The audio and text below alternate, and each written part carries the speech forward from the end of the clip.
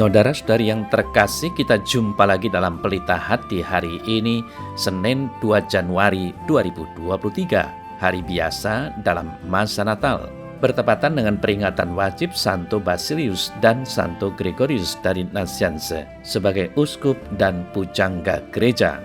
Bersama saya Romo Thomas Suratno SC dari Paroki Cilandak, Jakarta Selatan, mendengar dan merenungkan sabda Tuhan, yakni firman Tuhan yang tersurat dalam Injil Yohanes bab atau pasal 1 ayat 19 sampai dengan ayat 28.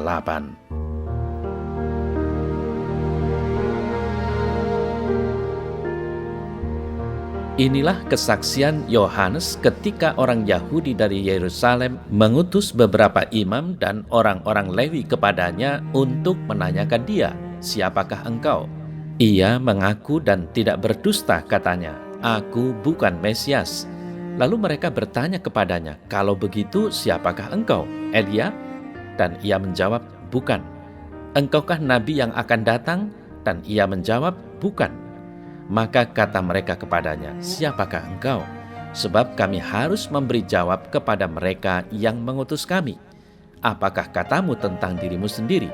Jawabnya, "Akulah suara orang yang berseru-seru di padang gurun, luruskanlah jalan Tuhan, seperti yang telah dikatakan Nabi Yesaya." Dan di antara orang-orang yang diutus itu ada beberapa orang Farisi. Mereka bertanya kepadanya, katanya, "Mengapakah engkau membaptis jikalau engkau bukan Mesias, bukan Elia, dan bukan Nabi yang akan datang?" Yohanes menjawab mereka, katanya, "Aku membaptis dengan air, tetapi di tengah-tengah kamu berdiri Dia yang tidak kamu kenal, yaitu Dia yang datang kemudian daripadaku. Membuka tali kasutnya pun aku tidak layak." Hal itu terjadi di Betania yang di seberang sungai Yordan, di mana Yohanes membaptis.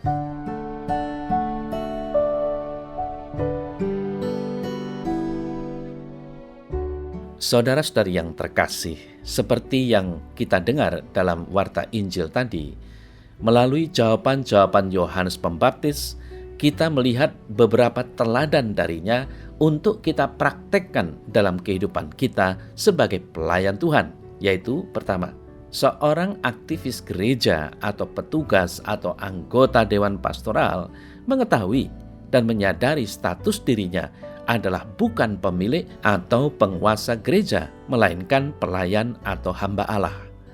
Ini bukanlah sesuatu yang memalukan, tetapi membanggakan, karena ada kepercayaan yang besar dari Tuhan untuk kita. Bukan hanya mengetahui dan menyadari, tetapi terus membawa dirinya demikian dengan spirit atau semangat atau jiwa seorang pelayan. Lalu yang kedua, mereka juga mengetahui pelayanan apa yang telah dipercayakan kepadanya dan melakukannya. Seperti yang dikisahkan dalam Injil tadi, Yohanes bukan melakukan pelayanan dengan sembarangan.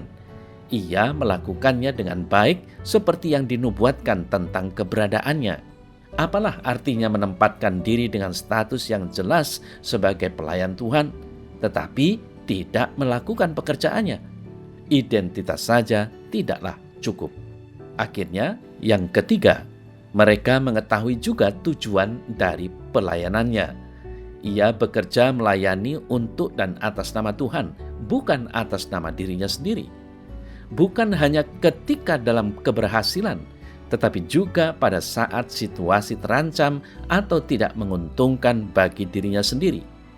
Ada orang-orang yang mudah menyaksikan atas nama Tuhan ketika pekerjaannya berhasil, tetapi tidak demikian ketika apa yang dikerjakannya bagi Tuhan ternyata membuat dirinya dalam posisi sulit. Terkadang menyandang nama pelayan Tuhan itu tidak disebutkan lagi, tetapi akunya yang dikedepankan. Saudara-saudari yang terkasih, sebaiknya ada orang-orang yang giat melayani, yang pada saat melakukan sesuatu yang sulit dalam pekerjaan Tuhan seperti perintisan, pengorbanan, dan lain-lain, mudah sekali mengingat Tuhan dan memberi kesaksian tentang dan demi nama Tuhan. Tetapi ketika pelayanannya berhasil dan dipuji banyak orang, muncullah arogansi diri yang bersuara dalam hati.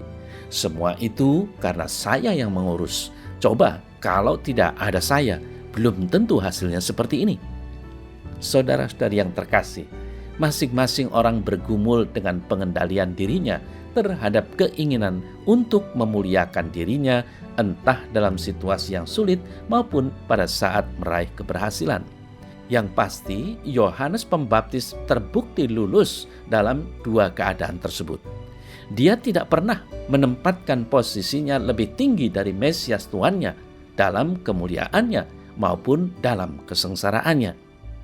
Saudara-saudari yang terkasih, Yohanes Pembaptis patut menjadi teladan kita semua sebagai anak-anak Allah, khususnya kita yang aktif di dalam pelayanan, entah sebagai romo, anggota Dewan Pastoral Harian, anggota DPP, dan lain-lain.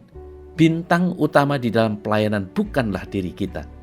Maka jangan biarkan diri kita menjadi sasaran perhatian orang, apalagi sampai membiarkan diri menikmati segala pujian yang muncul karena kerja pelayanan kita.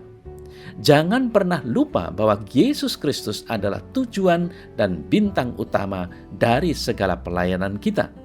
Semua karya kita tak lebih dari melayani sambil mendekatkan dan mengantarkan sesama kepada Tuhan atau mendekatkan Tuhan kepada mereka.